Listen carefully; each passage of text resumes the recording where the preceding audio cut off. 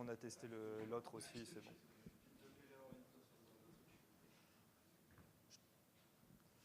Bon, ben, bonsoir à tous. Donc, c'est le 4e CNCF Meetup Nantes et le 4e Golang, donc en association ce soir. On remercie chaudement eAdvise qui nous accueille dans leurs magnifiques locaux. Tu veux dire un mot pour eAdvise ?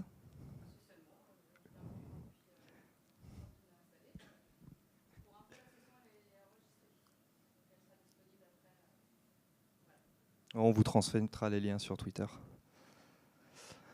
Et du coup, c'est Zenica qui nous paye l'apéro. Donc, merci à Zenica. Je vais te laisser commencer, du coup. Ok, bon, merci. Donc, encore bienvenue à tous. Donc, super ce soir pour le Golang.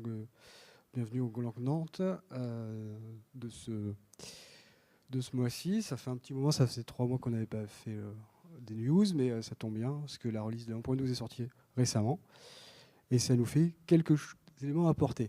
Donc là, 1.12 est sorti, super, c'est génial. Est-ce qu'il y a eu des grands changements ? Pas trop, voilà, bon, c'est dommage. Mais par contre, ça amène son lot de nouveautés avec plus de maturité au niveau des modules. Ça, c'est une bonne nouvelle. Ça, c'est vraiment très bien. Le support de TLS 1.3, par exemple. Donc, en projet général, c'est aussi des petites spécificités, toujours au niveau des modules, pardon. Donc, avec des commandes qui permettent d'être plus module-aware. Maintenant, plus besoin d'être dépendante de l'endroit où vous êtes dans le module, c'est pas mal. Aussi, dans les requirements, la possibilité de spécifier la version de Go qu'on veut utiliser. C'est vraiment bien. Aussi, au niveau des autres news, on a une création du Go Developer Network. C'est une alliance entre le GoBridge et Google. Et ça permet de promouvoir et de recenser les personnes qui seraient autour du langage Go. La bonne nouvelle, c'est que depuis hier, on en fait partie. Ouais, merci. Ça a été très difficile. Un formulaire à remplir, et voilà. Et on va revenir dessus après, un peu plus en détail. On va parler aussi de la .go, voilà, qui était lundi. Est-ce qu'il y en a certains qui y sont allés ? Non. Bon, ben, c'est l'occasion de bon, tant mieux, on pourra en parler plus présent. Et aussi, pendant la .go, il y a eu par la proposition aussi de la gestion des valeurs des erreurs, des error values, sur lesquelles on reviendra aussi après. Donc voilà, le Go Developer Network, comme vous pouvez voir, on est là. Et voilà, ça représente 32 pays, 80 groupes. Si vous avez plus d'infos sur les slides, on vous donnera le lien. Ensuite, pour la .go principalement, je vais me faire porte-parole de mon co-organisateur Nicolas, qui lui était sur les lieux, pas moi. Donc excusez-moi si je n'arrive pas à retranscrire aussi bien que lui le fun et la découverte qu'il y a eu durant cette session.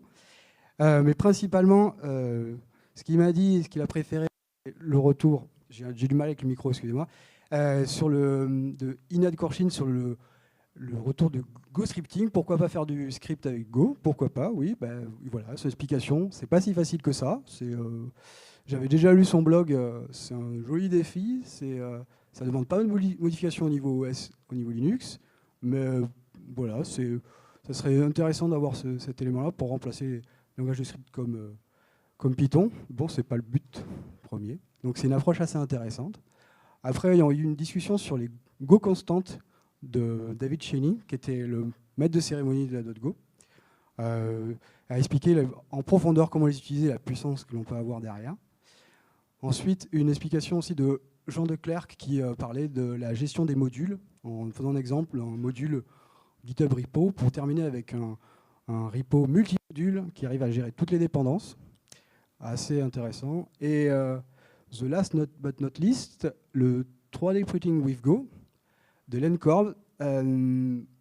Ça peut paraître étrange le printing avec le Go, mais sans vouloir spoiler, Nicolas m'a dit c'était le talk à retenir de cette édition, parce que même sur Française Campoy, la présentation qui a été faite et les utilisations de la techno offraient beaucoup de choses beaucoup d'horizons, de nouveaux horizons à atteindre.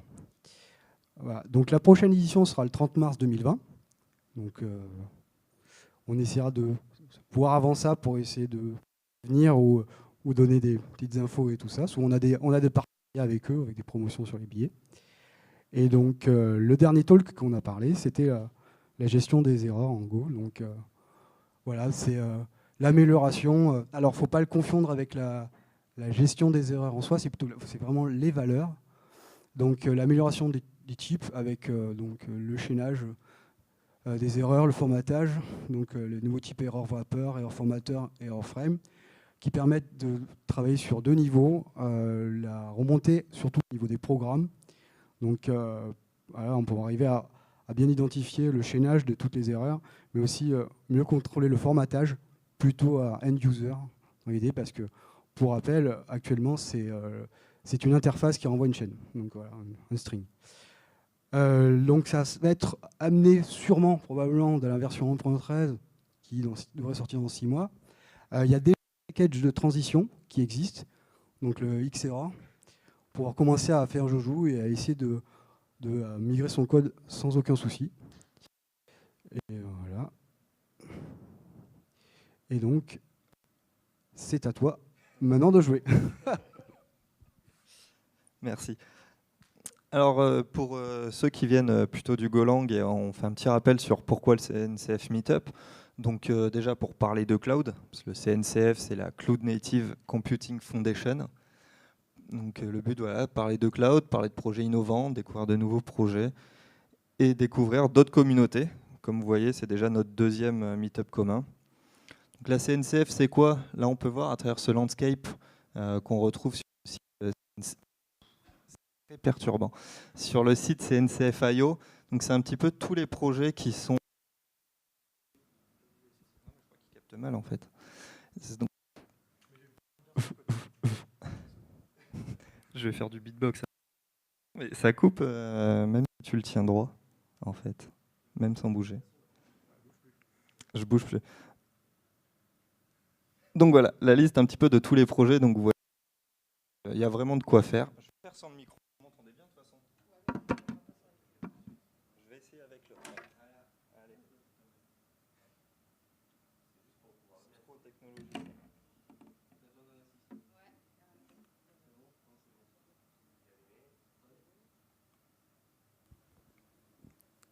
Test, test. Ah, ça a l'air mieux. Il glisse sur ma tête. Ah. Ouais, mais j'ai une grosse tête aussi, c'est pas pratique. Donc voilà, le landscape. Bon. Alors la grosse nouveauté, là, c'est depuis la semaine dernière, on est enfin officiellement membre de la Cloud Native Computing Foundation.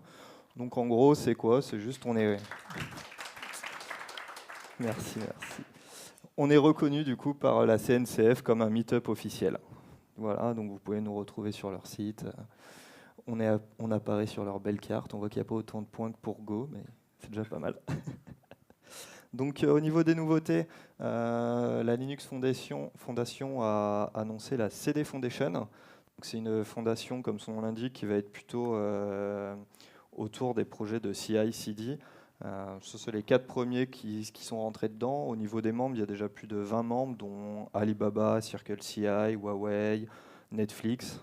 Pas mal de gros noms. Ouais, je ne vais pas faire les 20. Au niveau de la CNCF, elle vient de dépasser les 375 membres. Donc ça, c'est les 4 derniers gros qui ont rejoint. Donc ça va bien grossir. Concernant notre meet-up pour le futur, on voit que ça marche plutôt bien. On commence à prévoir un petit peu le futur. Donc pour l'instant, on va sûrement... je recommence. Pour le futur, on va avoir un meet-up à venir Kubernetes avec OVH.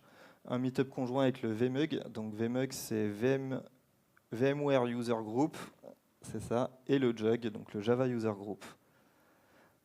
Ce soir, on va avoir 2 talks. Le premier présenté par Charles-Henri Guérin, qui va parler de ses premiers pas en open source avec Golang et sa première PR. Et ensuite, Pierre Rivaillet et Eric Briand vont nous présenter comment étendre Kubernetes. À toi, Charlie.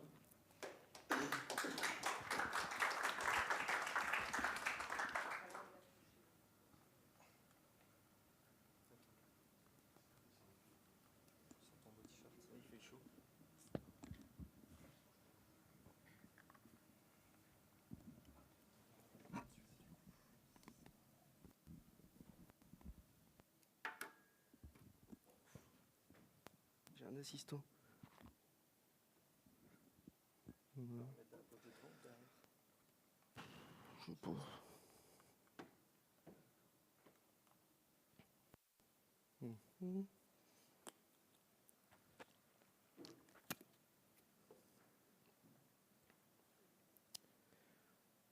Alors, ça j'enlève. Je suis là.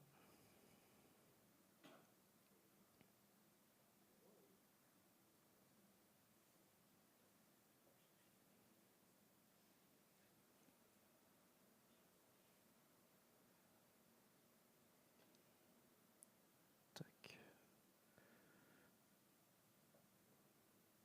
Bon, désolé, c'est pas fluide. Ok. Alors, bonsoir à tous. Donc du coup, ce soir, je vais vous parler de mes premiers pas en open source avec Go. Et du coup, j'aurai une petite question. Qui est Gopher, vu qu'on a un meet-up conjoint qui fait du Go ici? Ok. Moi, j'en fais pas, hein. Moi, je fais du JS normalement. Du coup, ouais, voilà. J'ai dit que j'étais pas Gopher, mais il y en a qui, ceux qui me connaissent verront le petit clin d'œil là sur le Gopher. Mhm. Ok, bon bah, on va avancer. Donc comme je l'ai dit, moi j'adore l'open source, j'en consomme beaucoup. Et je suppose que vous aussi dans vos projets, bah, vous en utilisez, que ce soit pro ou perso. Et en général, quand on fait de l'open source, App-Driven Development pour certains, ça vous parle? Je vise des gens là, ils se reconnaîtront. Donc bah, on peut se retrouver coincé quoi. La doc qui est pas à jour. Bon, c'est pas valable que pour la hype, hein. J'ai mis ça, c'est juste pour troller. Ça me fait marrer. On peut se retrouver coincé par la doc qui est pas à jour, ou il y a un bug qui voilà, on a les premiers bugs. Euh, il y a un sujet qui est connu mais qui n'avance pas, une nouvelle feature qui est en attente, ou on attend la prochaine release. Et en fait, tout ça, c'est hyper fréquent. Et moi, ce que je vais vous proposer ce soir, c'est justement de passer de consommateur à acteur. Et donc, du coup, pour faire ça, il n'y a pas besoin d'être une rockstar, il n'y a pas besoin d'être un ninja, et il n'y a pas besoin d'être un Jedi pour faire de l'open source. Moi, je ressors tous les buzzwords qui existaient à l'époque dans les super recherches, recherches de nerd ou autre. On veut un ninja dans tel stack, etc. Ça sert à rien, il n'y a pas besoin. Ok, donc en fait, toute contribution est importante.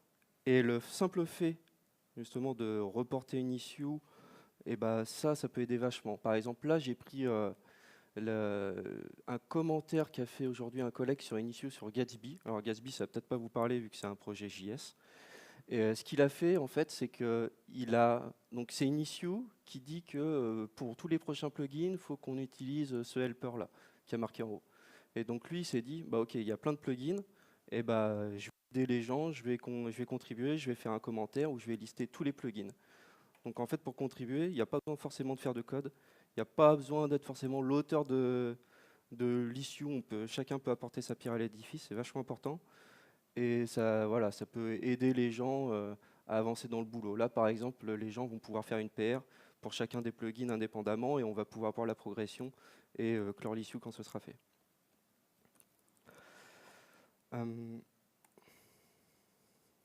Du coup, dernièrement, j'ai fait une issue, c'était sur un projet, alors je ne sais pas si ça vous parle, c'est pas en Go, c'est en Scala, ça vient de la stack Maïf, ça s'appelle Izanami. Et du coup, j'avais besoin d'utiliser Izanami en mode avec Redis en mode cluster. Et bah, ça marche pas. Donc du coup, j'ai fait une issue, tout simplement. Donc j'ai regardé un peu dans le code pour voir ce qui allait pas. Et j'ai vu que bah, tout bêtement, en fait, c'était un constructeur différent. Donc bah, j'ai rempli une issue. Voilà, j'ai dit que bah, nous, on l'utilise AWS Elasticache en tant que base de données, c'est en mode cluster. Et bah, malheureusement, on n'utilise pas le bon constructeur. Alors du coup, je lui ai donné des pistes. Pas forcément les meilleures pistes d'ailleurs, j'aime pas trop le truc et je le dis. Et je lui dis que bah, s'il veut, je peux faire une PR.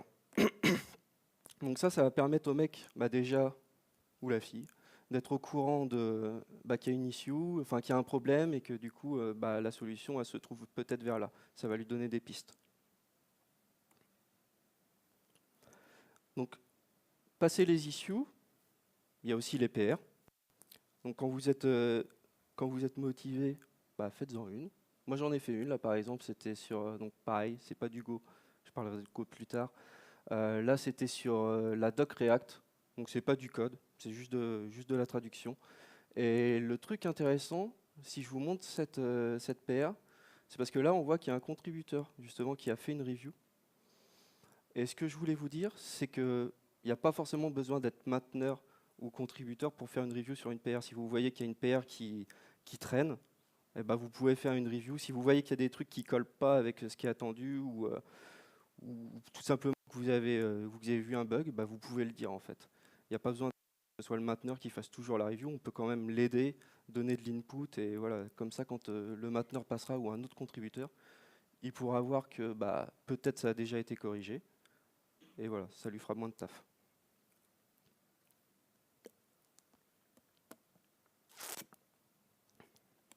Ok. Alors du coup, je vais vous parler de ma première PR en Go maintenant. Alors, est-ce qu'il y a des gens qui utilisent Consul dans la salle? Ouais, il y en a dans le fond. Du coup, c'est sur un projet qui s'appelle Gonsul. C'est tout simplement un outil écrit en Go, donc un client pour utiliser Gonsul.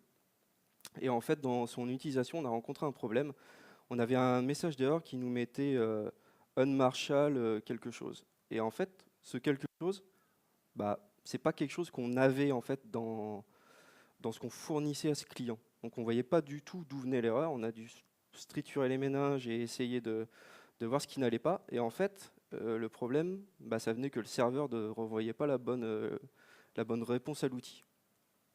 Donc ce qu'on fait dans ce cas-là, c'est que on regarde les sources de l'outil, fait une petite recherche sur unmarshal. Et du coup, ce qu'on voit, c'est que en fait, il n'a pas bien géré les erreurs du serveur que le serveur pouvait répondre. Alors, ce qu'on a fait, on a créé une issue. Du coup, on a ouvert une issue, là, comme vous pouvez le voir, et on lui a expliqué notre cas. Et voilà, en mettant le message d'erreur. Donc là, on avait unmarshal invalid character n, looking for beginning of value. Ça, c'est pas quelque chose qu'on avait chez nous quand on envoyait. C'est parce que le client consommait. Et en fait, on se tapait une 418 qui n'était pas le consul, mais qui était le reverse proxy, parce que derrière, c'était, enfin bref, truc technique, on s'en fout. Et voilà, plutôt que d'avoir une réponse un peu plus parlante qui nous dirait que consul nous a pas bien répondu, on a eu un code 418, on avait un truc qui disait qu'on n'arrivait pas à désérialiser parce qu'on n'avait pas le bon caractère.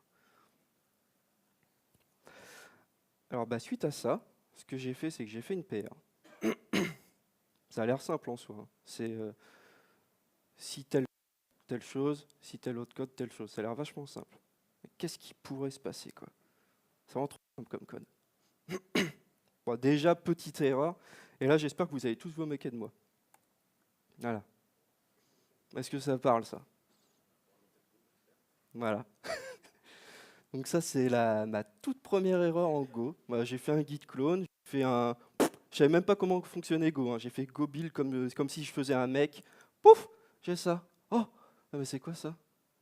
T'es en train de me dire que en Go, faut que j'ai un dossier qui soit dans un GoPass et que tous mes projets Go ils soient au même endroit? Mais c'est pas du tout comme ça sur ma bécane. C'est quoi ça? Bon, je l'ai fait. Je suis pas là pour troller de toute façon. Hein. C'est juste pour me moquer de moi en fait. J'ai pas du tout lu la doc. J'aurais dû.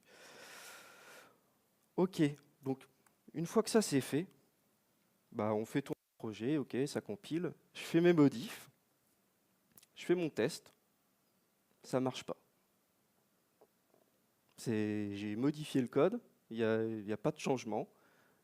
Bon je débug à la papa, hein, vu que Go je connais pas, je mets des prints. Donc, merci monsieur le troll, ça sera pas capté de toute façon, donc je m'en fous. Donc j'ajoute des prints, rien à l'écran, rien. C'est pas possible quoi. Qu'est-ce qui se passe quoi? Sur le coup franchement j'avais perdu mes cheveux quoi. J'appelle mes potes quoi. D'ailleurs il y en a un qui est là. Hein? il est masqué.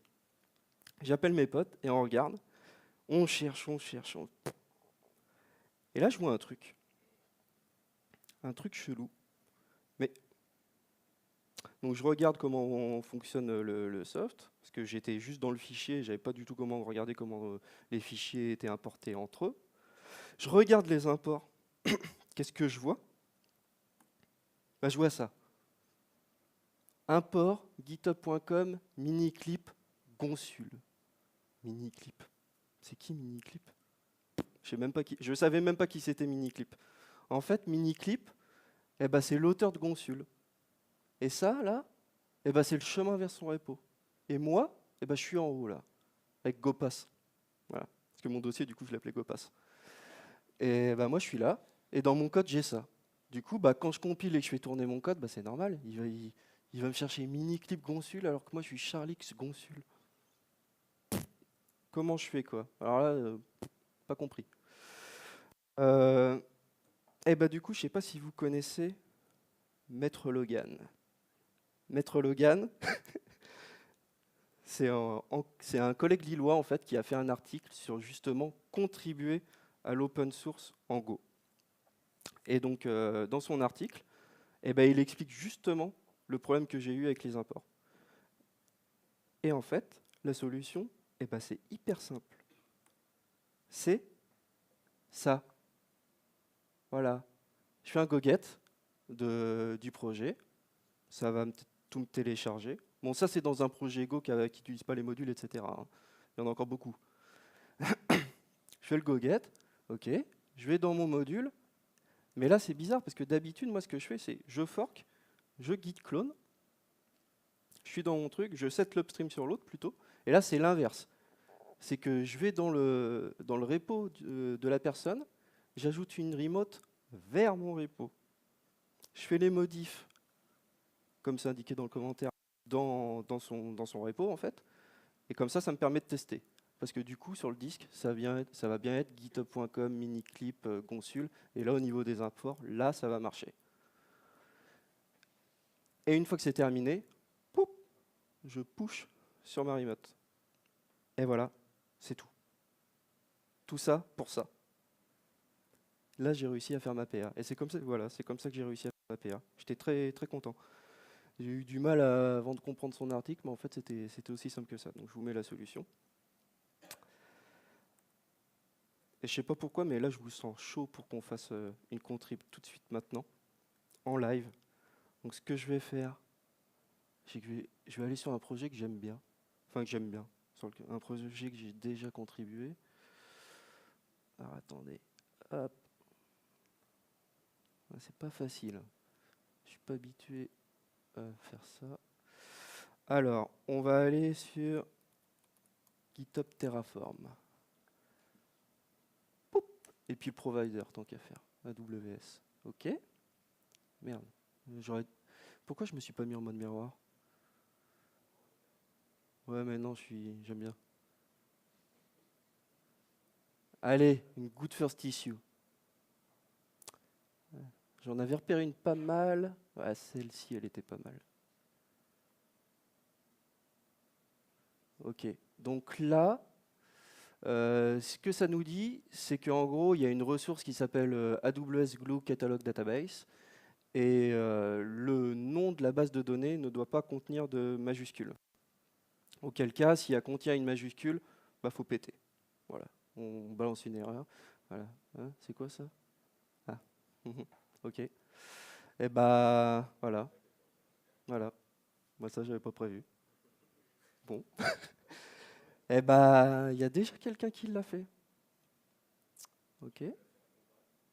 Et ben, ce qu'on peut faire, on peut faire et comparer, mais ce qu'on peut faire encore mieux, qu'est-ce qu'on peut faire de mieux? Une review. On va faire un mob review, et comme on va faire un mob review, et comme il y a plein de gophers, et que moi je suis pas un gopher, je suis juste un clown. Donc du coup, ici, qu'est-ce qu'il nous a mis? Ok, on est dans la ressource AWS Glue Catalog Database. Donc là, c'est le schéma.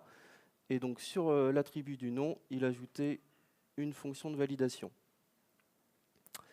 Du coup, ok, donc ça c'est le test. Ouais. Ah, vous voyez rien du tout? Pardon.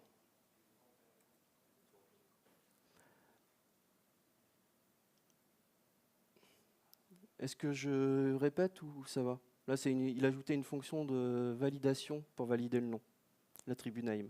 OK. Donc là, maintenant, c'est le test. Et donc, c'est des tests d'acceptance. Ça crée vraiment des ressources. Là, OK, il importe regex. Il définit plusieurs tests en parallèle. Donc, le début, on s'en moque un peu. Hein, c'est pour la mise en place des tests d'acceptance. Ça, c'est pour détruire les ressources à la fin. OK, donc ça, c'est ces différents tests. Ça, c'est son given. Donc là, on ira voir la fonction plus tard, hein, mais à mon avis, il doit créer une ressource qui s'appelle glue catalog database, et il lui donne une chaîne de 256 caractères. Et ça doit péter une erreur qui doit dire, en gros, ça ne peut pas faire plus de 255. Là, il vérifie que si c'est vide, ça pète. Alors là, déjà, j'ai peut-être un doute. Parce que il y a des ressources AWS avec Terraform où quand on ne donne pas de nom, ça va générer un nom automatiquement. Donc là, ça se trouve, le mec, il a peut-être pété un comportement. Mais je sais pas. Hein. Je dis ça comme ça. Là, ok. Donc il nous met un nom et il met que des majuscules. Très bien. Et pareil, tout ça, c'est des cas qui doivent péter. Ok. Donc là, ça c'est son given. Donc là, il écrit sa ressource. Ok, AWS Glue Catalog Database. Il l'appelle donc ressource test. Là, le nom, il le prend en paramètre. Très bien. Ça sert à rien. Ok. Et là, pareil, il ajoute la fonction de validation. Est-ce que dans tout ça, ça vous paraît bien? Est-ce qu'il y a des trucs, je parle surtout à ceux qui sont habitués à faire du Go, est-ce qu'il y a des trucs que vous aurez fait autrement ou pas? Ça ne veut pas dire qu'il y a des choses. Hein. Là, on est en train de faire une review, je n'ai pas fait de review avant, hein. Je l'ai fait avec vous. Donc, Monsieur Go, une sucette. Non? Pardon. Vas-y. Il marche, cool. Donc concrètement, j'ai rien à dire. Pour moi, les use cases, c'est vrai que ce que tu parles de la ressource AWS qui par défaut tu mets pas de nom, ça c'est vrai que ça a poussé. Mais sinon, j'ai bien envie de voir. Ok. Pour les tests d'acceptance, comment tu... Je vais pas les faire tourner. Enfin, si je peux les faire tourner, ce sera sur le compte du client, c'est pas grave. Mais oui, mais j'ai le droit de dire des blagues. Oh. Pourquoi tu me mets dans l'embarras comme ça? Ça fait combien de temps là? Ah ouais, non, ça fait... Ouais. Non, parce que si... Ouais.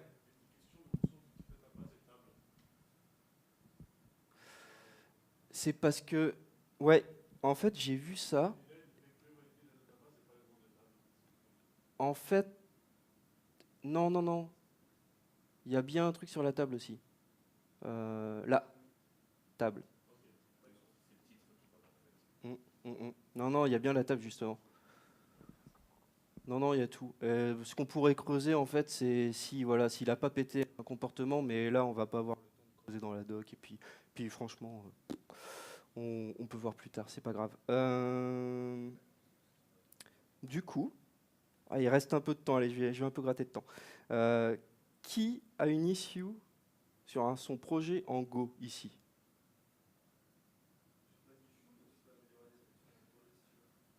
Tu veux que j'améliore quoi, du coup? C'est quoi ton projet? Bip boop. Attends. La vache. Donc github.com et bip boop et ton pseudo. Oh putain. Mais je tape où quoi? Eh mais.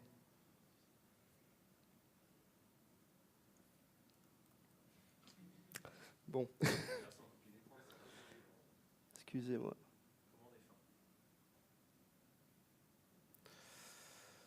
Non mais c'est que j'ai le mode présentateur donc c'est un peu chiant. Display. Arrangement. Miroir. Miroir, mon beau miroir. C'est bon. Ok. GitHub.com. Lucas. Tiens. Ok. Ok, bon, bah déjà, il n'y a pas de module. Il n'y a pas d'issue, mais il a dit améliore mon projet. De toute façon, je l'avais déjà forqué son projet. Parce que je suis curieux, moi, j'ai besoin de regarder les choses. Bip, boop. Ok, bah de toute façon, si je l'ai forqué, je dois l'avoir. Ok.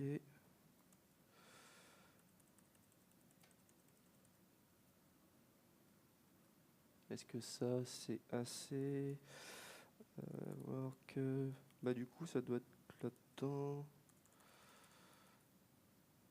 Non?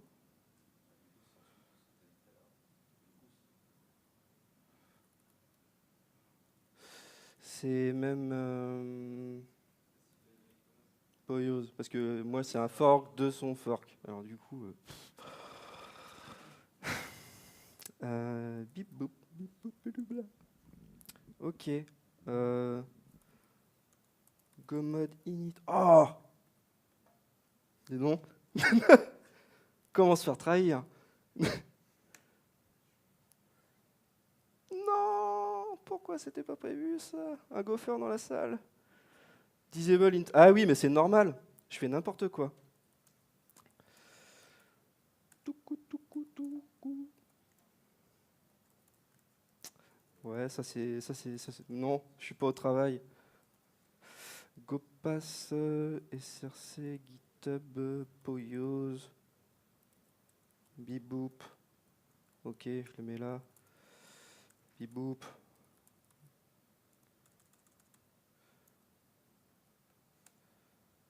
Ok. Je crois que c'est tidy.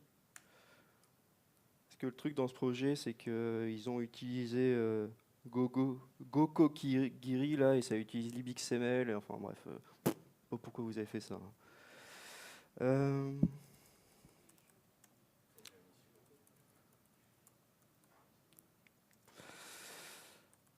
Ouais. Hop.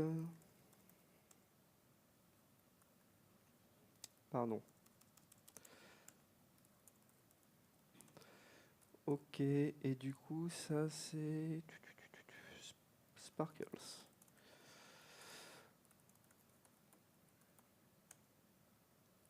Bon, le truc c'est que j'avais oublié de faire tout ce que j'avais dit avant. Donc on va s'arrêter là, hein. Je vais repasser en mode non miroir pour remettre les slides.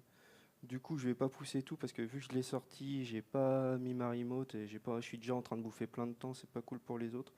Donc du coup, je vais essayer de remettre les slides. J'y arrive pas. J'y arrive pas.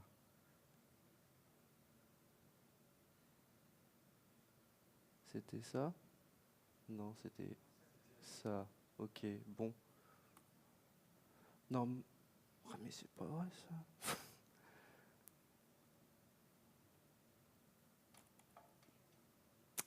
Normalement, on aurait dû publier une PR sur Terraform, donc j'avais mis ce slide-là. Mais bah, y a un mec qui m'a coiffé au poteau. Voilà. En plus, il est au Japon, donc du coup, sur un autre fuseau. Donc, lui, il a fait ça hier. Enfin, bref. Dommage. Pour aller plus loin, du coup, il y a ce site-là. Donc, ça vous parle d'open source, de voilà, comment se lancer, etc. Tout plein de choses, tout plein de bonnes choses. Et sinon, eh ben, tout sur moi, c'est ici, là-dessus. Voilà.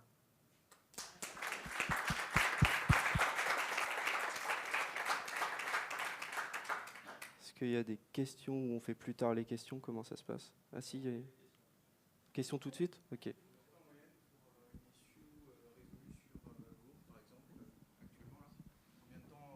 mettre pour la... Ouais, ok. faut que tu reposes ta question dans le micro, parce que sinon, ce ne sera pas capté sur la vidéo. Ok. D'après toi, combien de temps ça met à peu près pour corriger un problème comme ça en Go ou n'importe quel autre repository dans l'open source? Enfin, actuellement juste dans Go, parce que c'est Go le sujet. Donc, alors, quel type d'issue? Celle qu'on a vue avant? ouais, par exemple. 30 Parce minutes. qu'il y a la communauté qui doit valider aussi, je suppose. Ah, tu veux dire dans le process total? Oui. Alors moi, celle de Terraform, on peut aller voir, mais enfin, non, ça va prendre trop de temps. On pourra aller voir, mais je pense que ça a mis 48 heures. Ouais, non, je te redirai après, parce que j'ai pas je sais plus combien, mais c'était assez rapide. Ok, intéressant, c'est tout. Merci. Ok, Quelqu'un d'autre a une question? pas de questions. Bon, on va pouvoir passer à la suite Je avec m'éclipse. Eric Merci. et Pierre-Yves. Donc merci encore Charlie.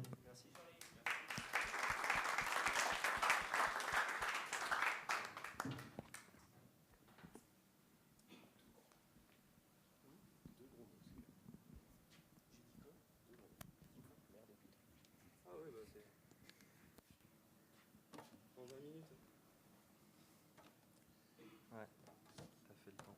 Je suis fier de toi, Charlie.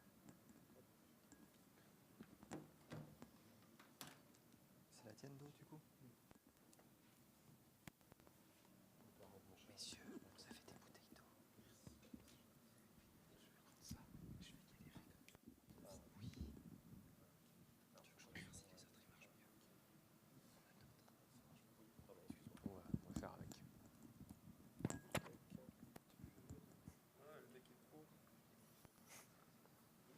Il a l'habitude, Eric. Vous avez l'habitude de me vanner aussi. Comme si moi je me faisais jamais. Ouais, mais c'est ça qui est rigolo. Ok. Bah, c'est parti. Bonsoir. Donc, nous, on a choisi de vous présenter plutôt comment étendre Kubernetes. Donc, à nouveau, ça a un lien avec Go parce que Kubernetes est écrit en Go et puis ça a un lien avec le CNCF Meetup pour des raisons évidentes. C'est que Kubernetes est géré par la Cloud Native Computing Foundation. Donc ce soir, on va vous montrer différentes solutions, enfin une en particulier qu'on va creuser pour savoir comment est-ce qu'on peut étendre Kubernetes. D'accord. Tu veux que je rapproche le micro? Et là, comme ça, c'est mieux. Donc, on va commencer par se présenter. Donc, je m'appelle Pierre Evaillet, je suis consultant formateur à Zenica Nantes. Accessoirement, je joue du métal. Voilà. Moi, c'est Eric Briand, donc je suis dev à Zenica Nantes et je fais partie de l'organisation du CNCF Meetup. Et tous les deux, on s'est bien amusé avec Kubernetes, c'est pour ça qu'on s'est mis comme défi de passer la certification administrateur. C'était rigolo et on a appris plein de choses. Donc si vous voulez apprendre plein de choses, n'hésitez pas à creuser le sujet. Déjà pour savoir, en fait, du coup, qui utilise Kubernetes tous les jours? Mickaël, non, tu lèves pas la main, toi. Pas crédible. Ok. Qui a déjà utilisé en fait qui administre un Kubernetes? Déjà un peu moins. Et qui a déjà en fait étendu de l'API de Kubernetes? Un petit test? Un deuxième? Les opérateurs ou autre chose? Avec des opérateurs ou autre chose? Avec GitHub, d'accord. Ok. Donc là en fait on va vous faire quelques petits rappels en fait pour vraiment qui sont pertinents. On ne va pas refaire une présentation Kubernetes, mais juste pertinents sur le sujet pour après voir comment étendre Kubernetes. Donc déjà, la première chose, c'est Kubernetes, c'est un orchestrateur. Et pour bien avoir à l'idée ce que c'est qu'un orchestrateur, c'est que historiquement, quand on avait des déploiements à faire applicatifs et des choses, des applications à faire tourner, sans orchestrateur, ce qui se passait, c'est qu'on avait toutes nos applications qu'on allait déployer sur des serveurs, donc chaque application sur son serveur, avec un mode de déploiement plus ou moins complexe, comme on peut le voir sur le slide sur la première partie. Et quand on utilise un orchestrateur, la différence, c'est qu'on va utiliser un descripteur, donc c'est la représentation de ce petit document là qui est à côté des différentes applications, des différentes stacks. Et en fait, on va appliquer cette déclaration on va l'envoyer à l'orchestrateur. L'orchestrateur connaît l'infrastructure, il sait quelles machines sont à sa disposition, ainsi de suite. Et c'est lui qui va faire le choix de savoir sur quelle machine le faire tourner. Et c'est lui qui va savoir également comment déployer les choses, comment faire en sorte que l'application tourne. Donc il va à la fois faire le choix de où l'application va tourner et avoir la connaissance de comment déployer l'application. Et il va même pouvoir gérer les choses quand il y a un nœud qui pète, par exemple. Il va pouvoir redistribuer les applications sur les nœuds qui sont fonctionnels. Donc c'est quand même un des gros avantages. Et pour ça, en fait, pour avoir le rôle de l'orchestrateur, donc Kubernetes, c'est pas un seul composant de Kubernetes qui gère toute l'orchestration.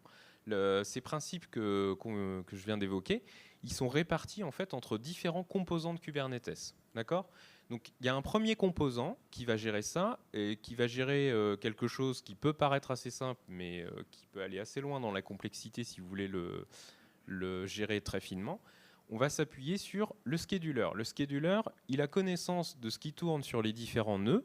Et en fonction de ça, quand vous allez avoir un pod à déployer, lui, ce qu'il va faire, le scheduler, il va dire bah, finalement, moi, ce pod, je l'affecte à tel nœud.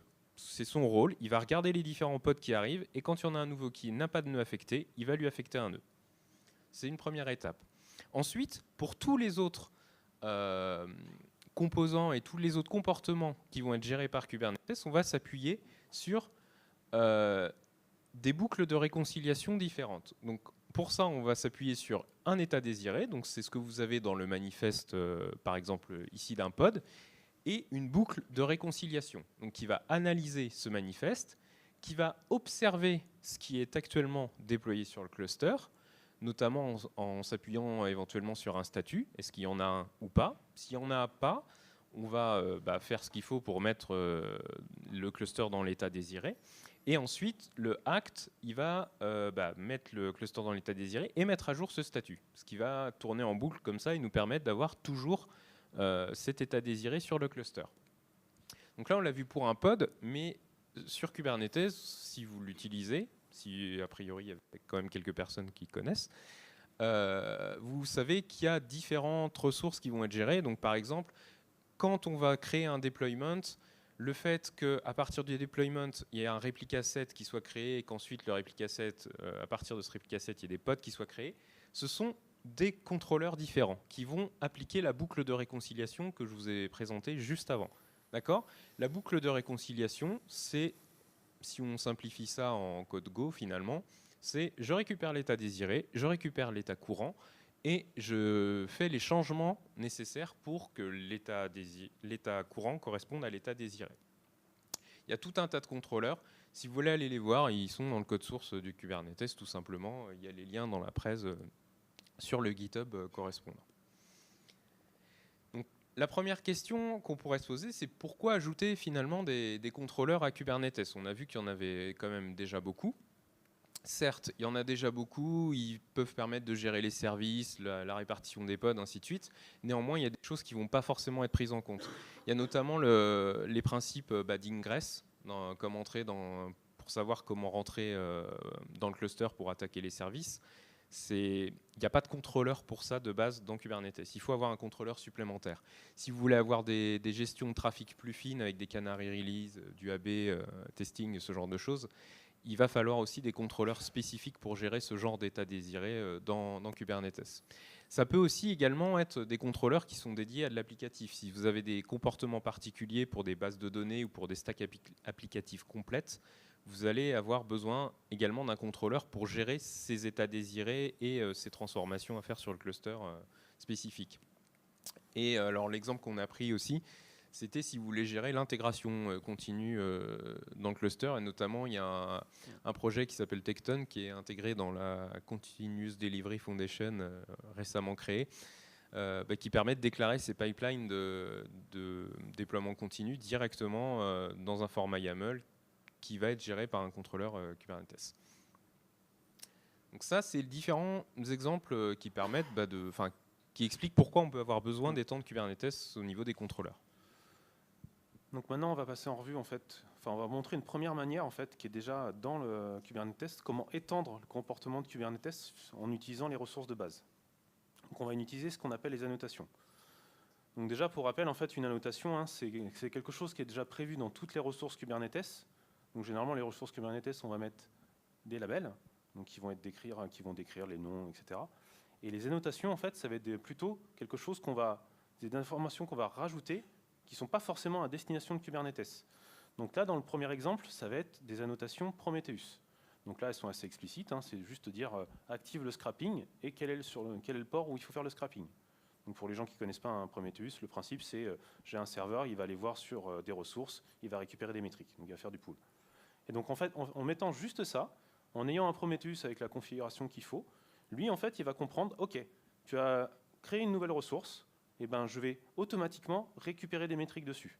Et donc l'intérêt de ça en fait, c'est que vous avez juste défini, là en l'occurrence c'est un pod, et vous avez déjà un comportement supplémentaire qui n'était pas prévu à la base de Kubernetes. Donc on parlait des ingress aussi.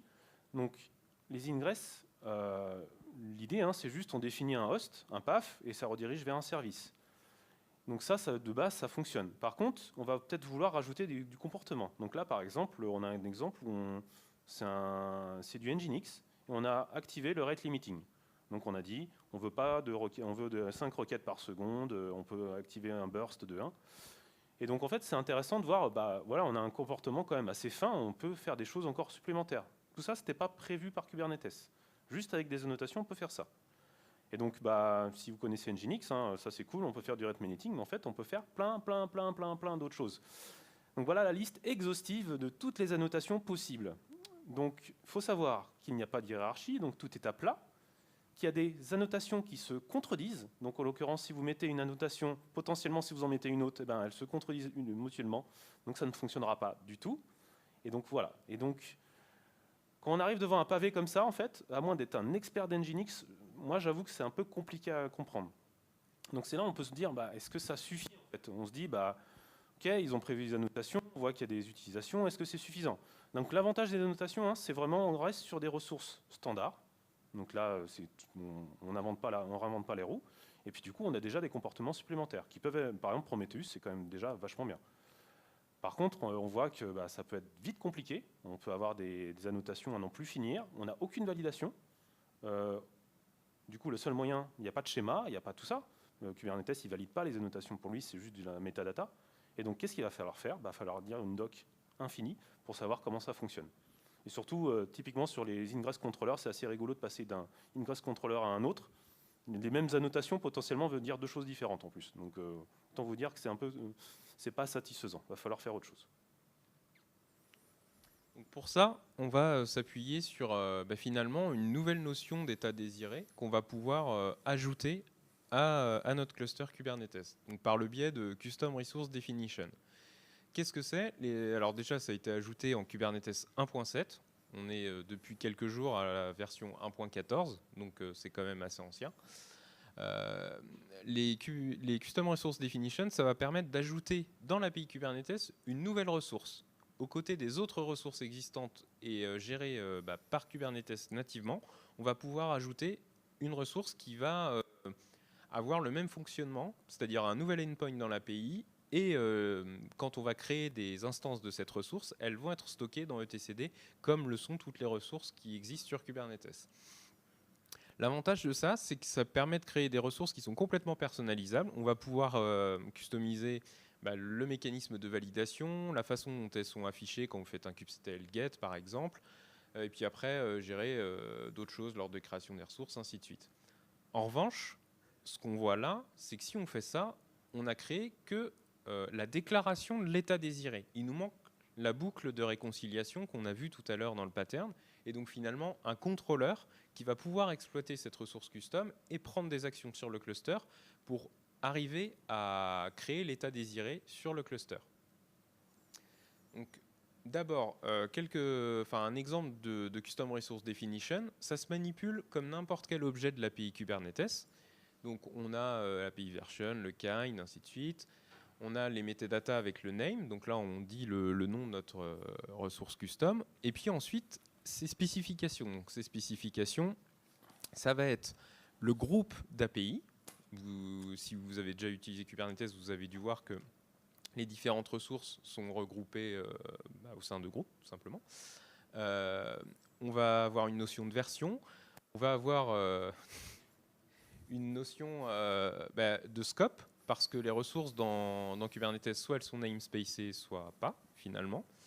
Donc il y a cette information-là. Et puis ensuite, on a toute la partie qui va permettre justement l'affichage et la gestion. Donc le kind, c'est ce qu'on va réutiliser quand on sera ici dans les déclarations de ressources. Le nom au pluriel, le nom au singulier et les short names, on peut en avoir plusieurs. Donc c'est tous les raccourcis que vous avez. C'est pour ça que quand vous faites kubectl get po, kubectl get pod ou kubectl get pods, à chaque fois, vous avez bien la liste des pods. C'est tout simplement en s'appuyant là-dessus. Et puis, vous avez possibilité, comme on le disait, de définir des règles de validation dans une liste ensuite. Donc ça permet de créer la définition de la ressource custom. Ensuite, une fois qu'on a déclaré ça sur le cluster, on va pouvoir créer vraiment une nouvelle ressource. Donc une nouvelle ressource du type qu'on a vu précédemment, ça va reprendre ce qu'on a vu, donc l'API version en précisant le groupe de ressources, la version, le kind, et puis ensuite, les choses qu'on retrouve classiquement sur les ressources Kubernetes, le name, éventuellement le namespace, et puis toutes les métadatas qu'il peut y avoir, label, annotation. Et puis surtout, on va retrouver les éléments de notre spec, donc la version, par exemple, là pour Mongo, le project, il y a des credentials à utiliser pour initialiser la base de données, pour initialiser un compte dessus. Et est-ce que c'est persistant ou est-ce qu'on veut que la base de données soit volatile ? Et on va l'appliquer cette ressource avec kubectl apply et il va créer la ressource correspondante dans etcd via l'API serveur comme pour n'importe quelle ressource Kubernetes. Donc ça, c'était pour la Custom Resource Definition. Ensuite, il va falloir qu'on crée notre contrôleur. Bon, ce qu'on va faire, c'est qu'on va suivre les différentes étapes qu'il faut pour tout simplement pour pouvoir communiquer avec le cluster. Donc, définir la structure des objets, parce que oui, il faut aussi les définir au format Go finalement. Là, on les a définis au format YAML. Il faut que côté Go, on transpose cette structure de données pour pouvoir parler avec l'API serveur. Ensuite, pour interagir avec l'API Kubernetes en Go, il va falloir gérer donc l'authentification, puis récupérer les événements du cluster sur notre ressource pour que quand il y en a qui soient créés, modifiés ou supprimés, on puisse les gérer. Il faut gérer la validation des ressources, les montées de version, la boucle de réconciliation, créer les ressources.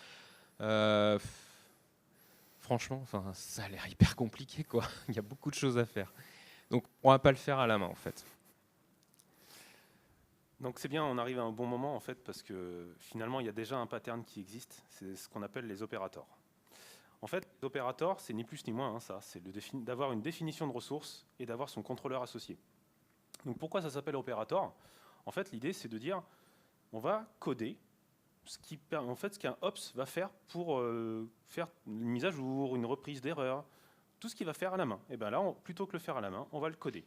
Et donc, pour des applications stateless, dans les états de l'art, cloud native, etc., c'est pas très compliqué. On éteint, on rallume, ça marche, pas de problème. Mais aller remettre d'aplomb un cluster d'une base de données en stateful sur un cluster Kubernetes, ça va être vraiment beaucoup plus compliqué. Il ne faut pas juste redémarrer.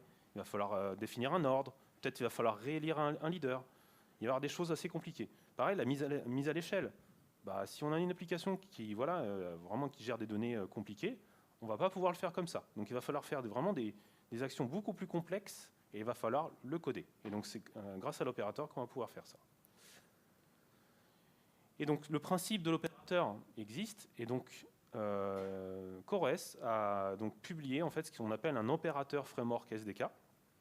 Et donc qui va vous permettre de directement générer, tester et valider son opérateur. Donc c'est un client Go, on va l'utiliser dans la démo.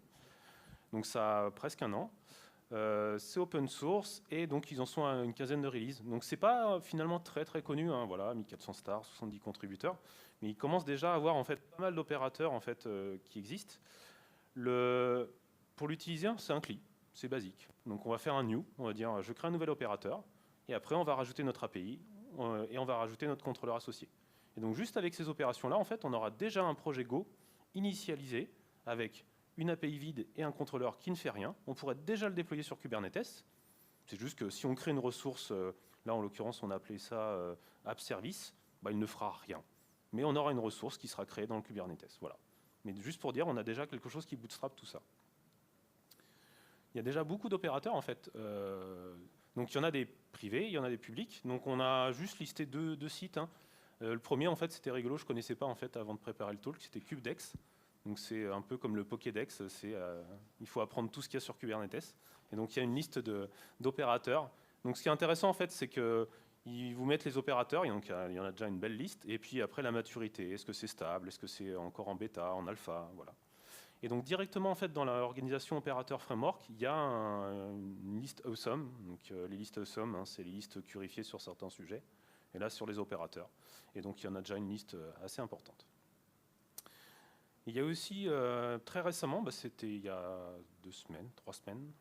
Ouais, bon bref, il n'y a pas si longtemps que ça. En fait, il y a Red Hat qui a initialisé en fait un opérateur hub. Donc reprenant un peu voilà Docker Hub, GitHub, etc. Pour essayer de dire, c'est une plateforme où là, il y aura une liste d'opérateurs directement clé en main. Donc là, on retrouve en fait beaucoup d'opérateurs par rapport aux bases de données. Hein. Comme on disait, la gestion d'une base de données dans un cluster Kubernetes, c'est assez compliqué. Il n'y a pas que ça, mais voilà, c'est quand même le sujet principal.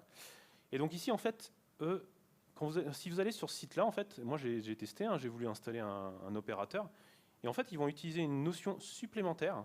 Ça s'appelle l'opérateur Lifecycle Manager, qui est une sorte de package manager d'opérateurs. Bon, on va pas l'utiliser, hein, mais c'est juste pour dire en fait ils ont déjà en fait outillé tout ça pour que ce soit plus facile. Donc c'est assez orienté OpenShift. Donc je sais pas s'il y a des gens qui font de l'OpenShift, mais on va dire que l'intégration avec OpenShift a vraiment été pensée. Bon, c'est parti. On va vous montrer en live. Donc l'idée en fait, l'idée des deux, on va faire 2 démos. Donc la première, en fait, ça va être vraiment, on se place plutôt en mode, je veux juste rajouter une base de données dans mon cluster, comment je fais? Je ne vais pas coder en Go, juste l'utilisation. Et la deuxième démo, ça va être, je veux créer un truc qui n'existe pas dans Kubernetes, et comment on va le faire en Go. Donc là, on va voir comment on va faire tout ça. C'est assez gros, ça va? Ouais? Un peu plus?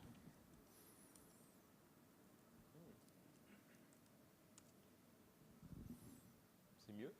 Tu veux que je tienne le micro? Oui, non, ça va aller. Je vais faire à une main. Ouais, comme dans la démo. C'est fun. Exactement, sans toucher les touches. Donc pour ça, il y a une première étape qui va consister à déployer sur notre cluster tout ce qu'il faut pour créer l'opérateur.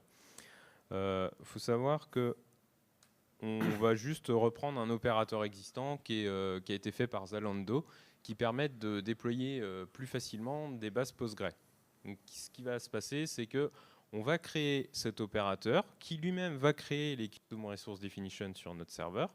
Et à partir de là, quand on va créer une nouvelle Custom Resource de type Postgre, il va pouvoir créer la base de données. Donc on commence par appliquer tout ce qu'il faut ici. Donc ce qu'on avait comme fichier, il y a la config map qui permet de configurer notre opérateur. Il y a un service account avec les droits particuliers qui sont fournis à cet opérateur, parce que forcément il va falloir qu'il interagisse avec le cluster pour récupérer les ressources, pour créer d'autres types de ressources sur le cluster. Donc il faut forcément gérer ses droits et son service account. Et puis donc l'opérateur que je viens de vous montrer ici.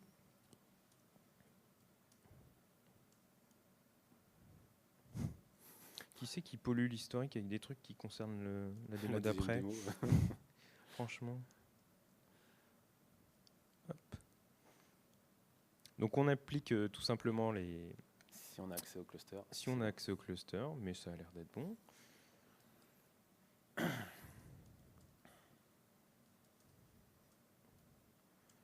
Donc on regarde ce qui se passe.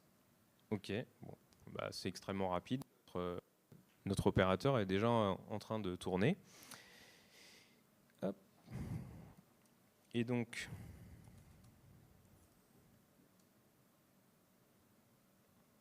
si je fais kubectl getCRD, en fait, je vois que il m'a créé un nouveau type de CRD. Les autres CRD qui sont présentes sur le cluster sont parce qu'on est sur du GKE, pour information. Et donc, il nous a créé cette custom resource qui est PostgreSQL Zalando. Donc, très bien. Donc, on a notre opérateur qui est déployé et qui sait interpréter les custom resources Postgre. Ce qu'on va faire maintenant, c'est qu'on va pouvoir créer une base Postgre. On va le faire à partir perdu. Complétion. On va le faire à partir de cette custom resource. Donc, on le voit, c'est une custom resource de kind Postgre dans l'API ACID de Zalando, voilà, qui va nous permettre de créer une base de données avec une taille de 1 giga, avec 2 instances, avec un utilisateur Zalando, ainsi de suite. Donc, finalement, pour créer notre base de données, tout ce qu'on va avoir à faire, c'est appliquer cette ressource sur le cluster. Hop. Donc on applique la ressource. On peut voir que si je fais, tu dois pas avoir le. J'ai pas l'alias. Ok.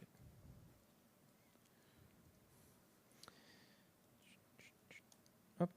Je peux en fait afficher la liste des ressources de ce type-là qui sont créées. Donc là, je vois que il m'a bien créé ma ressource. Je pourrais afficher en output en format YAML, ce serait la même chose que ce que j'ai créé, donc ça n'a pas forcément beaucoup d'intérêt. Mais bon, on peut voir, en fait, quand on crée la Custom Resource Definition, on peut définir les colonnes qui seraient affichées dans cette commande. Donc ça permet d'aller assez loin et de vraiment personnaliser votre ressource. Là, on va voir ce qui tourne. Cube, c'était le getPods, et je vois qu'il m'a bien créé mes 2 pods qui correspondent à la base de données. Tel que je lui avais demandé dans le manifeste. Après,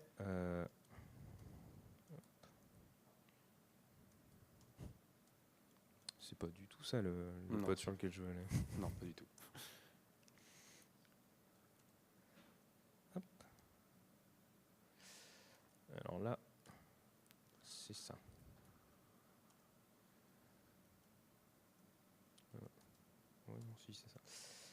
Pardon. Hop. C'était pas Postgres, non? C'était Postgre. J'avais un doute. Voilà. Pour me connecter à la base de données, il faut que je le fasse avec un utilisateur qui existe. Donc là, qui existe sur le système. Donc là, en l'occurrence, Postgre. Et si je fais PSQL, eh ben, je suis bien connecté sur ma base de données qui est ici. Bon, après, voilà. Pour le reste, je vous demande de me croire sur parole. Je pense que ça n'a pas forcément d'intérêt d'aller beaucoup plus loin. L'idée, c'est vraiment de montrer qui va déployer la base de données de façon automatique. Et la logique qui permet de gérer le clustering de la base de données est dans l'opérateur. Ce n'est pas à moi de le maintenir. C'est les gens qui savent faire de la base de données qui l'ont codé dans l'opérateur et qui le font. Je ne fais qu'utiliser leur travail. C'est ça qui était intéressant, en fait, c'est qu'on voit que la définition finalement de notre base de données, on s'est concentré sur la base de données. Nulle part, on a essayé de faire des branchements bizarres. C'était vraiment en mode, c'est un fichier de configuration pour faire de la base de données. Donc voilà, donc maintenant on va faire notre propre opérateur. Donc parce qu'avec Pierre-Yves, en fait, on a creusé un peu le sujet de Kubernetes et en fait, on s'est aperçu qu'il y a un manquait truc quelque chose. Ouais, voilà, il manquait quelque chose en fait dans Kubernetes, une fonctionnalité essentielle. C'est le fait de dire, à partir d'un tag, je veux une application qui m'affiche un GIF. Ça, c'est pas de base dans Kubernetes, de manière surprenante. Donc on s'est dit, on va le créer. Donc comment on fait ça? Donc notre première commande, ça va être opérateur new et le nom de notre opérateur. Et ça marche pas parce qu'il existe déjà. Oui, c'est ma faute. Voilà. Tac. Donc pourquoi en fait il existe déjà? C'est juste que quand il va créer, en fait, il va initialiser donc pas mal de fichiers et il va faire un depenture.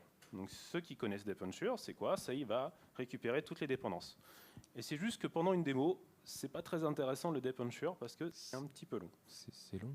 C'est un petit peu long, donc je vais l'arrêter. Voilà. Et donc, quand on a fait notre opérateur new, voilà. Et donc, qu'est-ce qu'on a? En fait, on a déjà un projet Go initialisé. Dedans, on va retrouver en fait la gestion de package, le Go PKG. On va avoir plusieurs répertoires, donc on va aller voir dedans. Mais par exemple, tout ce qui est build, donc ça va être pour construire nos images Docker qui vont permettre après de déployer notre opérateur sur le cluster. Et après, c'est deploy. Build, c'est je ne sais plus c'est quoi dedans. Bref, peu importe. Et après, on va retrouver notre code Go dans PKG. Et donc pour après, donc là, on a juste un projet vide. Et donc on n'a pas d'API, on n'a pas de contrôleur. Donc maintenant, ce qu'on va faire, c'est qu'on va rajouter notre API et notre contrôleur. Donc là, je triche, hop, je le fais en une seule fois. Et donc, qu'est-ce qu'il va faire? En fait, il va initialiser tous les fichiers Go, donc vraiment bootstrapper tout le projet pour derrière qu'on puisse facilement créer notre propre API et notre propre contrôleur. Donc voilà, maintenant on a donc une API vide et un contrôleur qui fait rien. Donc maintenant ce qu'on va faire, alors je ne vais pas le faire dans Vim, je vais le faire hop, ici, et je ne veux pas d'update maintenant. Voilà. Tac. Alors, on va aller dans PKG, on va aller dans les API. Là, on va retrouver en fait notre application et donc on va retrouver ici un fichier. Donc, ce qui est intéressant en fait, c'est qu'il bootstrap le projet avec beaucoup de commentaires, vraiment pour dire en mode vous apprenez et donc on va vous aider. Donc nous, ce qui va nous intéresser en fait, c'est ce qu'on appelle la spec. Donc c'est là où on va rajouter nos champs pour dire je veux rajouter un comportement. Donc là, je vais rajouter un tag. Et j'ai pas setupé mon Visual Studio Code parce que voilà. J'ai rajouté un tag et du coup, je vais gérer directement la sérialisation. Hop. JSON. Et forcément, je suis en live et j'oublie la syntaxe. Tac, tag. Voilà. Et donc là, si vous connaissez déjà comme Go, l'intérêt en fait de ça, c'est juste avec cette description, en fait, vous allez déclarer votre mapping par rapport au JSON. Donc facilement, ça va vous permettre de lire du JSON et d'écrire du JSON. Et donc ce qui est intéressant, c'est qu'en fait, il y a pas mal de documentation. Et ici, vous avez un petit sion, attention, important, lancer cette commande. Donc pourquoi lancer cette commande? Tout simplement pour régénérer du code, comme on l'a vu, parce que, comme vous devez le savoir peut-être si vous faites du Go, en Go, il n'y a pas de générique. Et quand on veut gérer des objets de façon générique, tel que le fait Kubernetes, avec des commandes qu'on va retrouver sur tous les objets, des mêmes traitements qu'on va retrouver. En Java, on l'aurait fait effectivement simplement en utilisant des génériques. En Go, cette notion n'existe pas. Et donc, pour pallier au manque de générique, on utilise de la génération de code. D'accord? Donc ça, c'est des choses qui sont dans Kubernetes. Et notamment, dans le code qui va nous générer, il y a cette partie qui nous permet d'avoir le deep copy, tout simplement qui lui permet de dupliquer les objets Go de façon profonde, comme le nom l'indique, et de pouvoir travailler avec simplement. Et il y a une partie qui est intéressante ici, c'est qu'au passage, on peut les caster en runtime object. Le runtime object, qui est défini dans l'API Kubernetes, c'est leur façon de faire des génériques. D'accord ?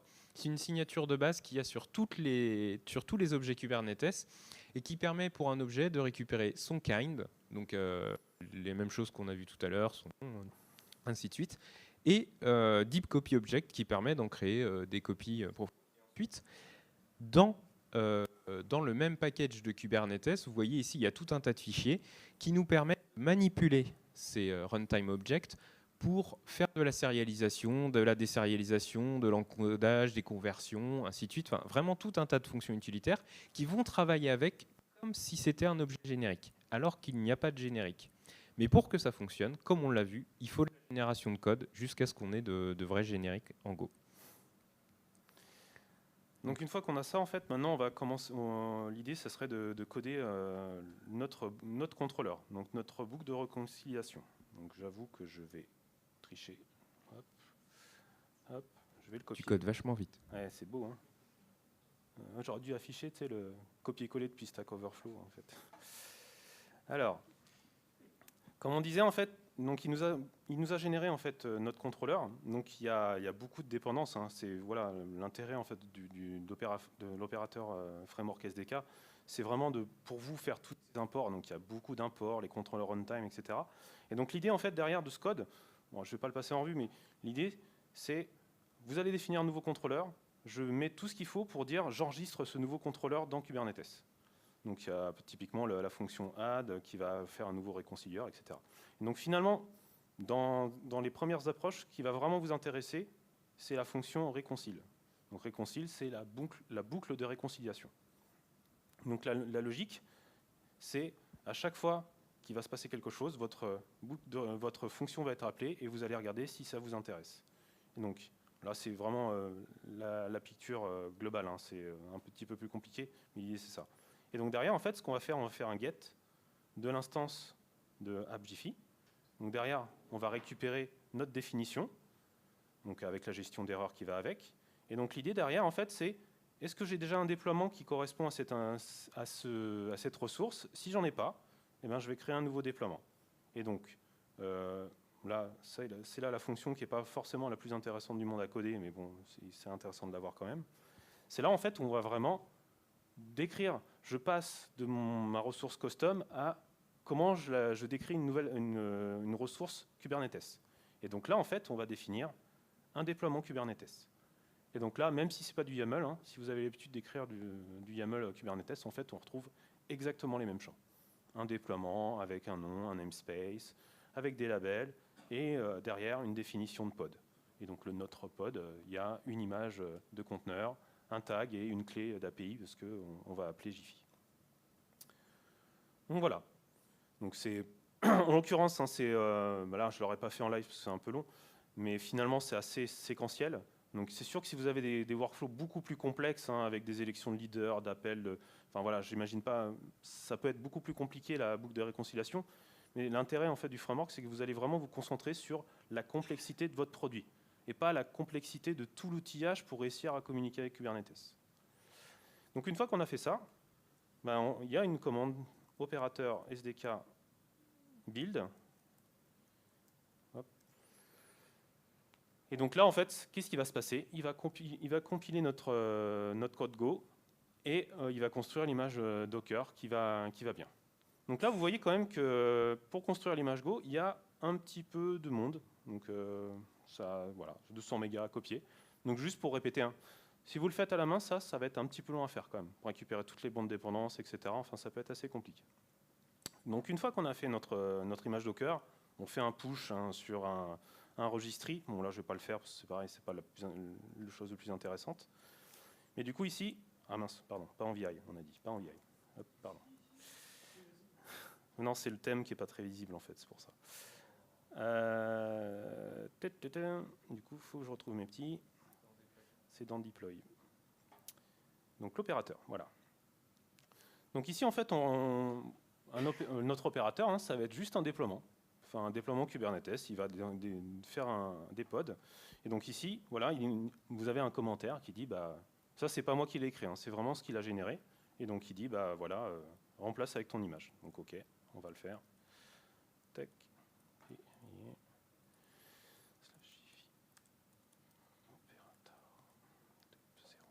Voilà. Tac. Et on va rajouter, parce qu'on n'avait pas vraiment envie de gérer les secrets de manière très compliquée. Donc c'est Jiffy API qui.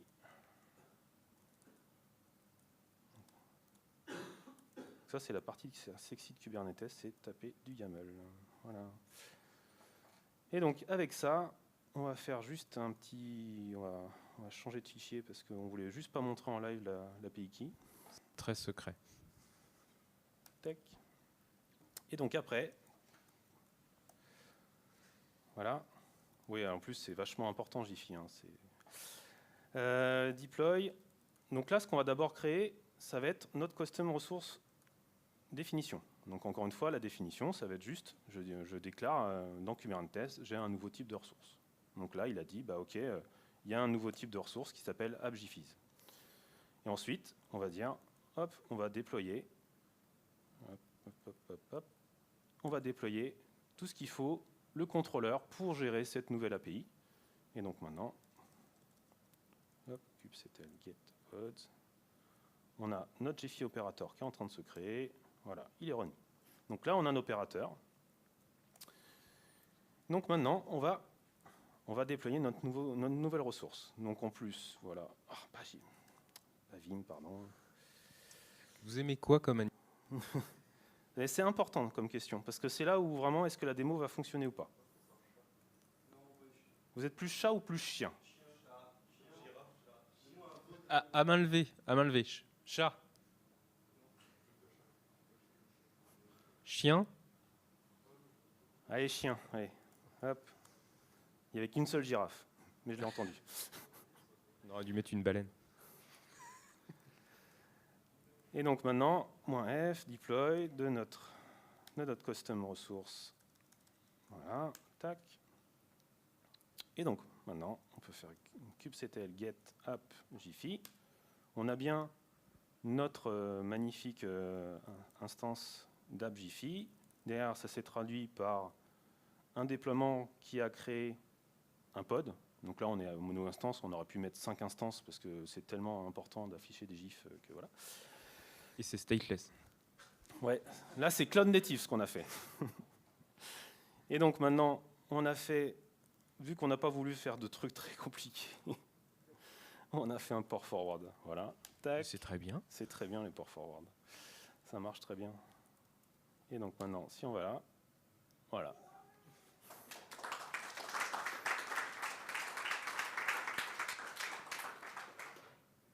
Et tu vois, le F5 fonctionne. Mais pas 20 fois. Bah, 21e fois, il n'y aura plus parce que... Les sont à usage limité. Voilà. Bon, on n'a pas payé un compte pro non plus. Hein. Ok. Alors, qu'est-ce qu'on a vu? Donc, on a vu en fait, les opérateurs, c'est vraiment, déjà, c'est super cool pour dire, bah, moi, je veux juste déployer un Prometheus, je veux déployer une base de données. Ça marche quasiment clé en main. On a juste un kubectl apply à faire. Et derrière, après, on a une ressource qui mappe vraiment notre besoin. On n'a pas besoin de toute la complexité de la tuyauterie de Kubernetes. C'est l'opérateur qui le gère. On a vu aussi que pour coder, bah, voilà, enfin, il faut connaître Go, mais finalement, c'est pas compliqué. La complexité, encore une fois, c'est notre produit. C'est pas Kubernetes. Donc ça, c'est quand même vachement cool. L'objectif, finalement, avec un opérateur, c'est de prendre le manuel qu'aurait un opérateur qui déclenche manuellement quand il a des choses à faire, et de transcrire ça dans du Go, ce pourquoi le langage est un peu fait par certains aspects. Du coup, en creusant le sujet, en fait, donc on a vu que c'était bien. Le seul petite question qui reste en suspens, en fait, donc l'opérateur framework SDK a été créé par CoreOS. CoreOS a été racheté par Red Hat, et Red Hat a acheté IBM. Bon, ça, on s'en fout, mais c'est pas grave. Mais par contre, Red Hat se focalise quand même beaucoup sur OpenShift. Donc OpenShift, l'idée, hein, c'est juste une surcouche à Kubernetes. Et donc, ils vont rajouter des comportements à Kubernetes. Et donc, ce qu'on voit, en fait, c'est que le projet, on se demande, est-ce qu'il ne va pas commencer à être plus à destination d'OpenShift que de Kubernetes? Moi, typiquement, le truc qui m'a fait poser cette question, c'est j'ai créé mon opérateur, puis je commence à voir le from, et là, je vois une image sur le registry Red Hat UBI. Alors peut-être quelqu'un connaissait cette image. Non, personne. C'est l'universelle base image. J'ai mis 1 heure à la trouver, hein, parce que c'était marqué nulle part. Et donc en fait, il commence à se baser sur des images Red Hat pour faire les opérateurs. Alors qu'avant, c'était une Alpine. Hein. Donc c'est juste pour dire, je ne critique pas la qualité de l'image, hein, mais c'est juste, par contre, on se demande du coup, est-ce qu'ils ne veulent pas juste aller vers le monde Red Hat et délaisser le monde Kubernetes? C'est une question ouverte. Hein. Sachant que sur l'opérateur Hub qu'on a montré tout à l'heure, il disait que pour pouvoir distribuer son opérateur dessus, il faut qu'il soit basé sur l'image Ubi justement, et non pas sur une autre image, Alpine, Debian, que sais-je. Donc c'est quand même des choses assez contraignantes. Voilà. Donc nous, on a creusé vraiment l'opérateur framework SDK. Il faut savoir en fait que ce principe, finalement, en fait, il y a d'autres projets. En l'occurrence, il y a un projet qui s'appelle KubeBuilder, qui fait à peu près la même chose, qui va vous permettre de générer votre projet, directement avoir les bonnes dépendances. Donc, on a regardé celui-là, mais en fait, KubeBuilder potentiellement peut être intéressant pour dire je veux vraiment pas aller vers le monde Red Hat. Et donc, ce KubeBuilder est dans Kubernetes SIGs, donc les Special Interested Groups de Kubernetes. Donc, pour résumer. Finalement, l'opérateur, c'est le pattern du contrôleur avec une extension de l'API Kubernetes qui est centrée sur un besoin, comme on l'a dit, qui est identifié pour une application. Donc généralement, c'est du stateful ou des choses comme ça qui ont besoin d'une connaissance opérationnelle particulière sur laquelle on va pouvoir se concentrer et l'automatiser. On va le mettre en correspondance avec une custom ressource et on va pouvoir utiliser l'opérateur SDK pour bootstrapper le projet, créer ou exposer l'API, ainsi de suite. Et puis bootstrap également la boucle de réconciliation comme on l'a vu. Sinon, c'est quand même des choses qui sont assez pénibles à faire à la main. Et donc finalement, c'était assez facile de faire un premier opérateur. Donc maintenant, à vous d'essayer. On vous a mis pas mal de références donc, sur la partie vraiment théorique de comment coder ça à la main, par exemple. Ça peut être assez intéressant. Hein. Il y a plusieurs articles en fait, qui comparent KubeBuilder, opérateur DSK, ou le faire soi-même à la main. Tout ce qui est générique, c'est par rapport au Kubernetes aussi. Donc, l'article qui nous a servi à bien comprendre pourquoi il y avait de la génération de code et quelles étaient les raisons de ce qu'on vous a montré en Go, c'est ce dernier exemple, Go Experience Report, Generics in Kubernetes, qui permet de bien comprendre pourquoi est-ce que finalement, dans Kubernetes, peut-être qu'ils aimeraient bien qu'il y ait des génériques dans Go, mais finalement, ils ont mis en place toute la machinerie qu'il fallait pour pouvoir s'en passer. Et si vous voulez déployer des chats sur votre cluster, vous pouvez regarder les ressources des démos sur GitHub. Voilà. Merci à tous. Merci à vous.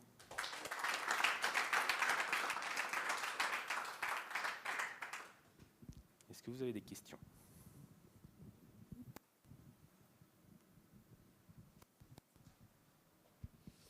Merci pour la présentation. Moi, j'avais juste une question. Est-ce que vous savez s'ils ont prévu des choses pour ce qui va être montée de version de Cube ou de l'opérateur framework? Parce qu'avec la génération de code, est-ce que ça risque pas d'être un petit peu galère à faire?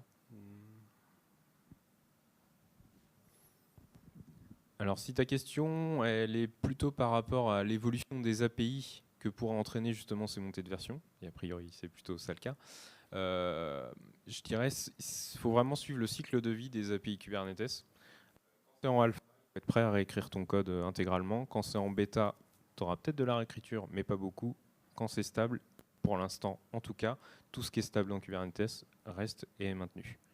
Donc je dirais que c'est en fonction du versionning de l'API Kubernetes qui est prédictible, au moins pour le moment.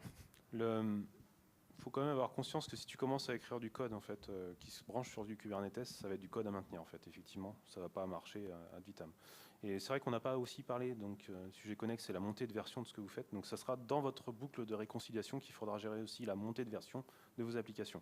Donc l'intérêt aussi, c'est de dire, dans ma boucle de réconciliation, je suis capable de gérer une montée de version de base de données, d'applications, ce genre de choses. Mais ça reste du code à maintenir et donc potentiellement des cassages de compatibilité. D'autres questions? Donc par rapport à l'autre question, est-ce qu'on peut déployer des girafes aussi avec notre projet? Oui, on peut.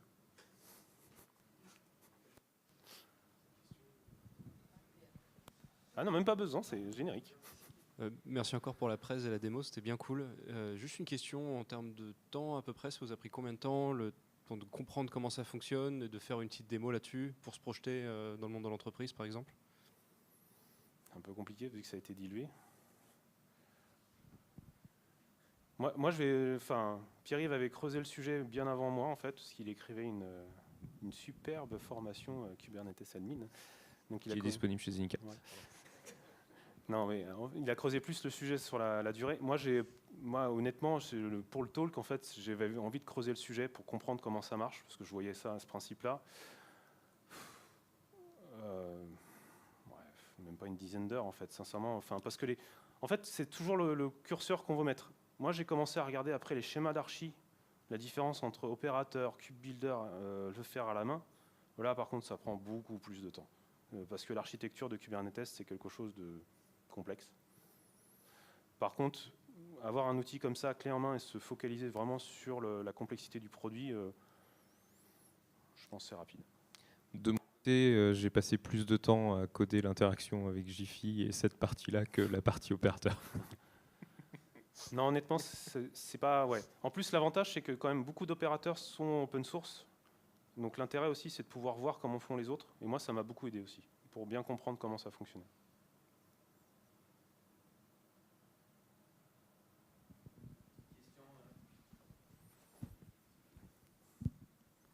Ouais. Merci pour la présentation. Je vais essayer d'être clair. En fait, il y a un moment, on parlait de validation. Donc, je pense que c'est quand on définit la custom resource, la custom resource definition, on peut rajouter la validation en dessous. Donc, ça, c'est standard Kubernetes, j'ai envie de dire, ou déjà intégré dans Kubernetes. C'est un standard pour les ressources qu'il connaît. Et donc, quand on crée une custom resource... Alors, en fait, il y a deux manières. Donc, la première, c'est ce que présentait Pierre-Yves. Voilà, c'est ici.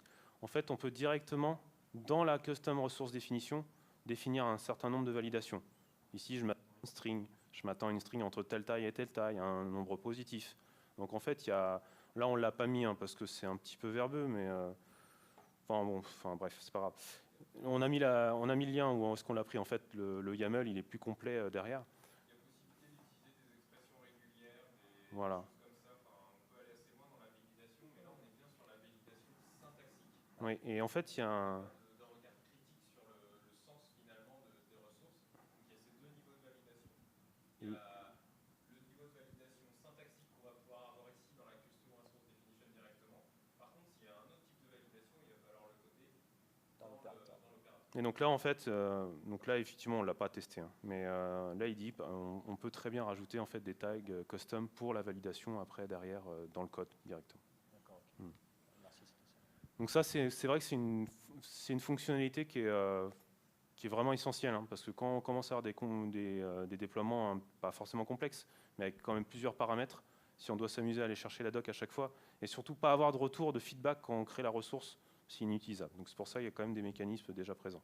C'est un des gros avantages par rapport au fait d'utiliser des annotations sur des ressources existantes. Voilà. Ok, merci.